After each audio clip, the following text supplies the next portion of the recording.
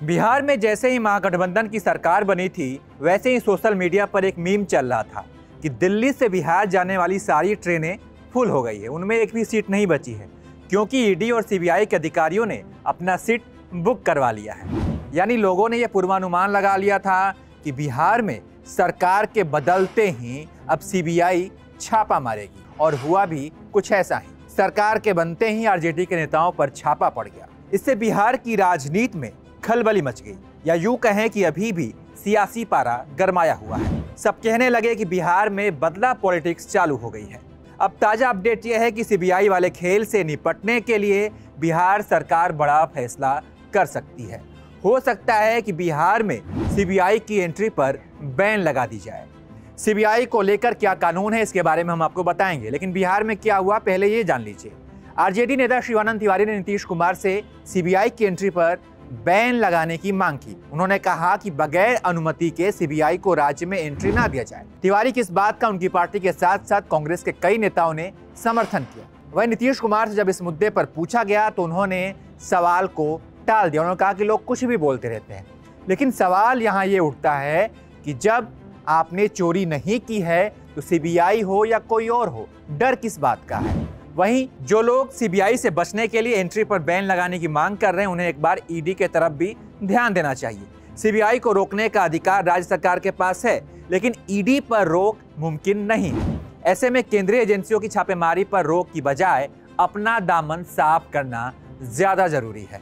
आपको बता दें कि इससे पहले कई राज्यों ने सीबीआई की एंट्री पर बैन लगा दिया है, या यूं कहें कि बगैर अनुमति के छापेमारी पर रोक है। अब तक 8 राज्यों में सीबीआई की एंट्री पर बैन है। इनमें पश्चिम बंगाल, छत्तीसगढ़, राजस्थान, पंजाब, महाराष्ट्र, केरल और झारखंड, साथ ही मेघालय भी इसमें शामिल है।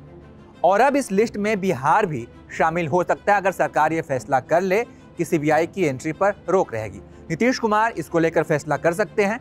अब राज्य में सीबीआई की एंट्री से जुड़े क्या नियम है, आइए आपको ये भी बता देते हैं। सीबीआई भले ही केंद्र सरकार के अधीन है, लेकिन जब ये किसी मामले की जांच करती है और ये मामला अगर किसी राज्य से जुड़ा होता है तो उसे राज्य सरकार से छापेमारी के लिए या कार्रवाई के लिए अनुमति लेनी होती है। अगर राज्य सरकार अनुमति देने से मना कर दे तो सीबीआई की राज्य में एंट्री नहीं हो सकती। ऐसा इसलिए क्योंकि सीबीआई का गठन Delhi special police establishment act 1946 के तहत हुआ है।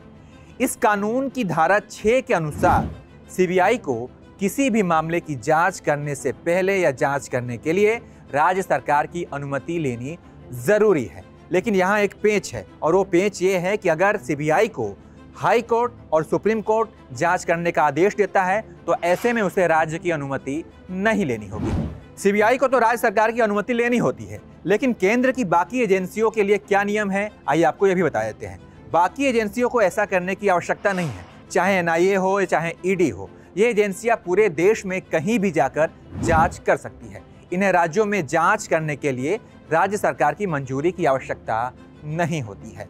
तो फिलहाल इस वीडियो में इतना ही। बाकी तमाम अपडेट्स के लिए आप देखते रहिए एबीपी लाइव।